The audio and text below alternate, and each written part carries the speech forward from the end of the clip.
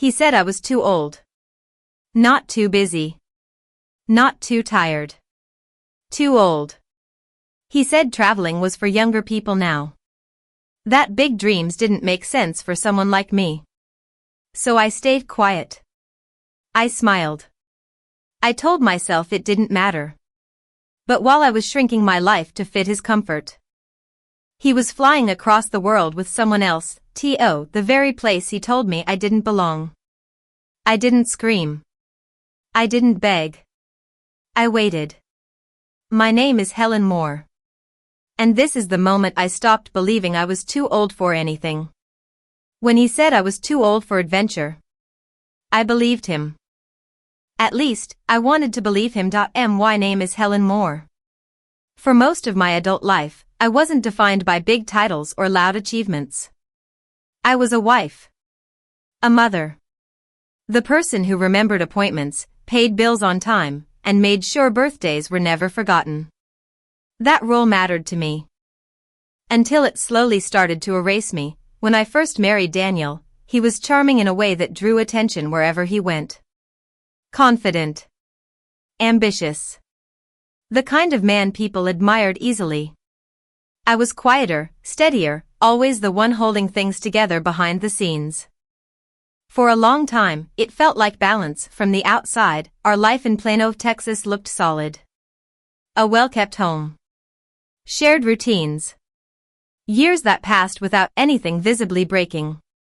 But time has a way of revealing what early hope hides. Daniel loved being admired.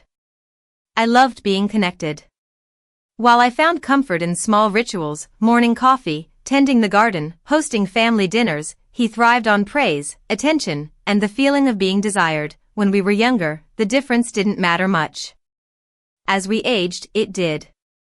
The first moment that truly stung came during a family dinner.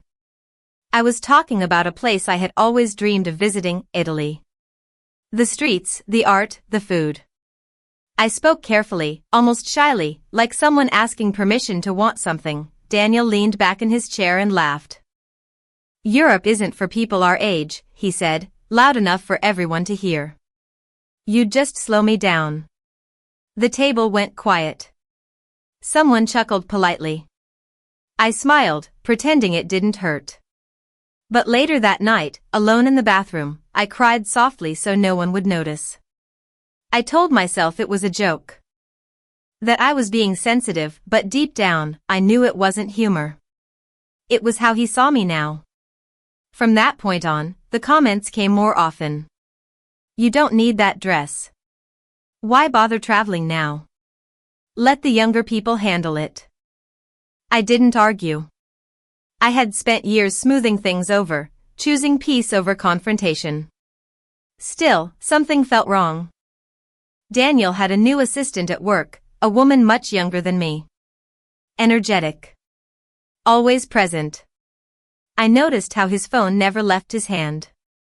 How his voice changed when he talked about the office. I wanted to trust him. After all, we had built a life together. Children. Responsibilities. Decades of shared history that had to mean something. But the distance between us kept growing, and I began to feel less like a partner, and more like background. I didn't know it yet, but the dream I held onto, the one he dismissed so casually, was about to become the thing that forced me to open my eyes, and when the truth finally came out, it wouldn't arrive gently. A few weeks after that dinner, Daniel mentioned Italy again. Casually. Almost carelessly. I have a work trip coming up, he said one morning while scrolling on his phone. A conference overseas. I looked up from the sink. Where? I asked. He hesitated for just a second too long. Europe, he said. A few cities. Europe. Not Italy, exactly, but close enough to sound harmless. I nodded, though something tightened in my chest. Daniel had traveled for work before, but this felt different. He didn't give dates. Didn't mention the company. Didn't complain about jet lag the way he usually did. Instead, he seemed energized. He bought new clothes. Updated his haircut. started going to the gym again. He checked his phone constantly, stepping out of the room to take calls he never explained. When I asked how long he'd be gone, he shrugged. A couple weeks. Depends. I tried to sound casual. Do you need help packing? No, he said quickly. I've got it. That night, while he slept, I lay awake replaying the conversation. I told myself not to overthink. Long marriages require trust. Suspicion only poisons things. Still, the next morning, I noticed something small but unsettling. His passport was missing from the drawer where we always kept it. I didn't say anything. A few days later, I overheard him on the phone in the garage. I'll send you the itinerary, he said softly. No, she doesn't need to know. I froze. She doesn't need to know. When he came back inside, I asked who he was talking to, a colleague. He replied without looking at me. I wanted to believe him. But the distance between us had grown so wide that even the truth felt like an inconvenience to him. The night before he left, he kissed my cheek, not my lips, and reminded me to water the plants. No goodbye dinner. No reassurance. No promises to call. At the airport the next morning, he didn't invite me to come along to see him off. He texted instead. Landed. Talk later. That was it. As the days passed, his messages became shorter. Sometimes, they didn't come at all. When I tried calling, it went straight to voicemail. Then one afternoon, while checking our shared bank account, I noticed several unfamiliar charges. Hotels. Restaurants. Transportation. All in Italy.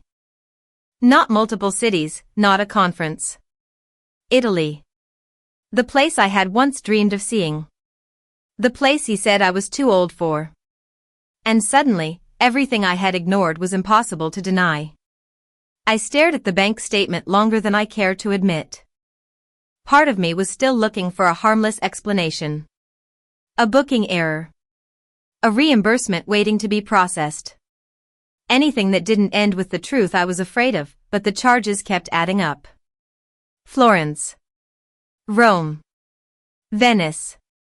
Cities I recognized instantly. I checked the dates. They lined up perfectly with his trip. I called Daniel. It rang until voicemail. I texted him. Everything okay? I noticed some charges. No reply. That night, I opened social media, something I rarely did anymore. I wasn't searching for him. At least, that's what I told myself. Then I saw it. A photo tagged in Rome. Daniel was in the background, half out of frame, laughing. His arm was around a woman I had never seen before. She was young. Stylish. Confident in the way only someone with no history to carry can be. The caption read, "Work trip perks." My hands went cold. I scrolled through her profile. The pictures were public. Cafe tables. Museums. Hotel balconies. And in more than one photo, I could see Daniel's reflection, unmistakable. I closed the app and sat there in silence. It wasn't just that he was with someone else. It was where he had taken her. The streets I had imagined walking, the art I had dreamed of seeing. The place he had laughed at me for wanting. I remembered the way he'd dismissed me at that dinner table. Europe isn't for people our age. Now I understood. It wasn't about age. It was about replacement. When Daniel finally called me back the next day, I didn't confront him. Not yet. I asked how the conference was going. Busy, he said. Long days. I asked what city he was in. Still moving around, he replied vaguely. Every word felt rehearsed. After we hung up, I realized something painful. The man I had trusted for decades wasn't just lying, he was doing it easily. And for the first time, I wondered how long I had been shrinking myself to fit into a life he was already leaving behind. Daniel returned 2 weeks later. No souvenirs. No stories worth sharing. Just a faint smile and a suitcase that smelled like hotel soap and something unfamiliar was waiting in the kitchen when he walked in. He looked surprised to see me there, as if I were part of a routine he'd already outgrown. "How was the trip?" I asked calmly. "Long," he replied, setting his bag down. "Work was exhausting." I nodded and slid my phone across the table. The bank statement was open. The photos were saved. He didn't touch the phone. Instead, he sighed slowly, dramatically. "You went through my things?" he asked. That was when I knew. Not denial. Not confusion, just annoyance that I had noticed. "I saw the charges," I said. "And the photos." He leaned back in the chair, rubbing his temples like I was the problem. "It's not what you think," he said. "You're overreacting." I waited. "She's just someone from work," he continued. "We traveled together for convenience. That's all." I asked him one simple question. "Did you take her to Italy?"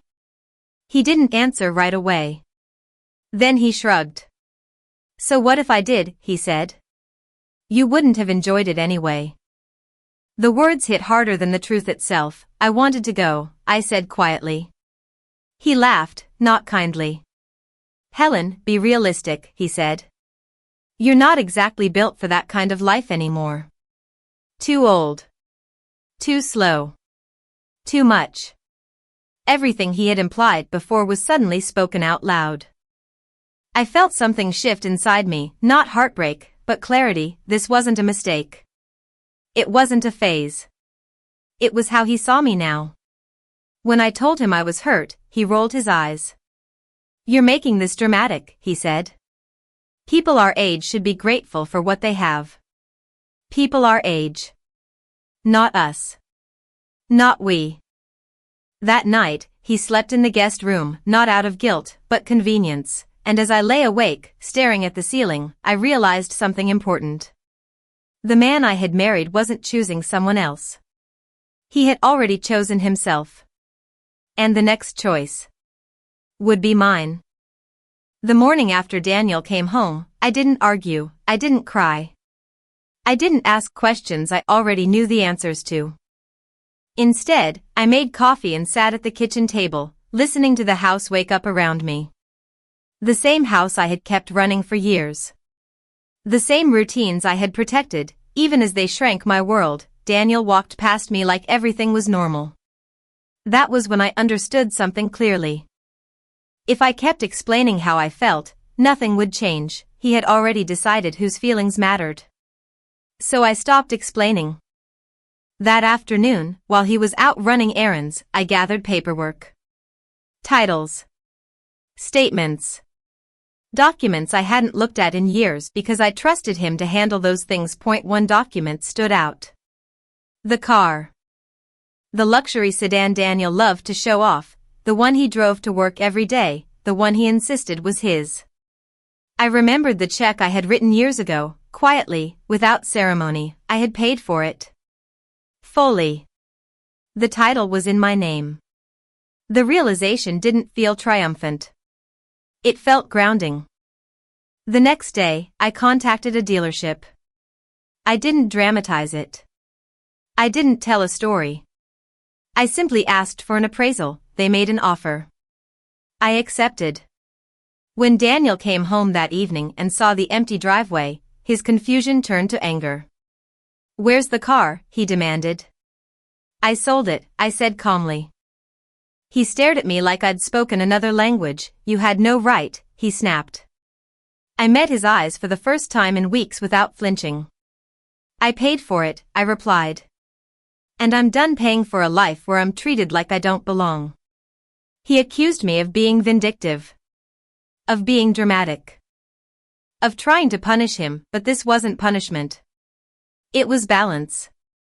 That night, I slept better than I had in months.